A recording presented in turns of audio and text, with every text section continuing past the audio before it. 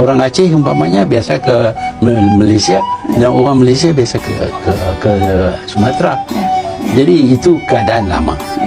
Tapi sekarang kita sudah jadi dua buah negara dengan pasport dan sebagainya yang dulu tidak ada. Tahun 1521, kita ucap terima kasih saudara-saudara kita dari utara Sumatera Utara, khususnya di Aceh. Last kali petang tu saya cuba azan 2 kali. Malam tu alhamdulillah kami dapat jumpa dengan orang Aceh. Dia tolong kami. Aceh tu pandai layan kan? Dia layan. Dia layan. Dia cuba selamatkan kami. Lepas tu dia cuba bincang dengan tokek dia macam mana kami nak hantar kami ke Malaysia balik lah. Lepas tu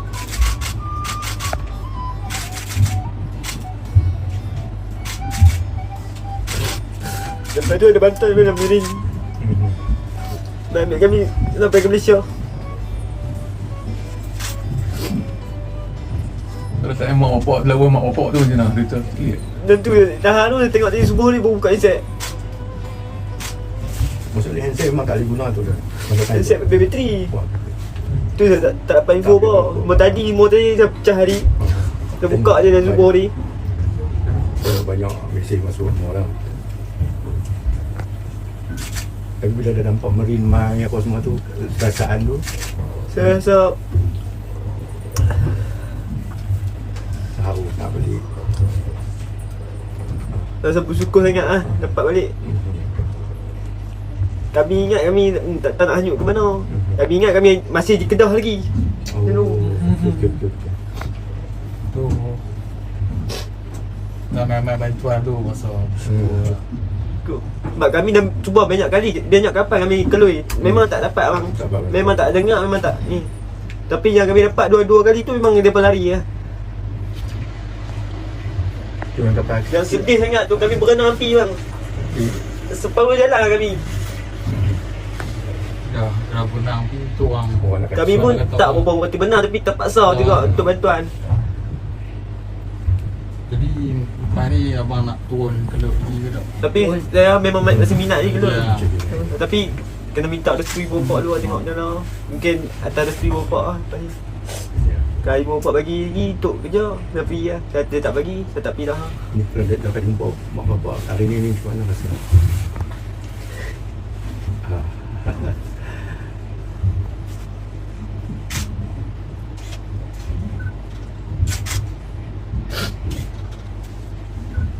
Tak nak abang je lah. Memang salah saya teruk lah.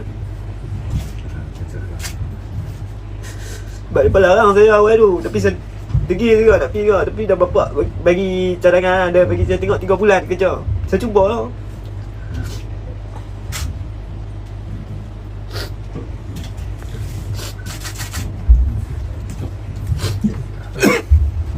Malas bang nak tanya abang. Saya tahu, saya tanya. Waktu yang abang rasa memang tak ada harapan dah lalu kan. Buat tu abang rasa macam mana kan? Apa yang menyebabkan abang tak boleh pergi ni, nak mati ni. Memang hati kita memang fikir, bang, kita tak tahu berapa lama kita hidup Rasa memang rasa memang mati je. Memang tengok ombak dah kan. Memang kata mati bang, mati. Kami cuba buang pukat setengah bagi ringan balik samparan. Masih macam tu tapi tak ada berapa kami niat. Kalau hidup tawakal. Kalau boleh sampai ke darat, kami nak minta tolong orang darat. Tapi kami tak sedar time tu dekat mana. Yalah. Dia tu lep. Sebab abang nak kilas tu memang. Saya pernah terima kasih lah siapa. Terima kasih lah Meti selamatkan abang. Kepada Metin, Wajid, dengan doa ibu bapa saya sekali ya. Dengan Allah.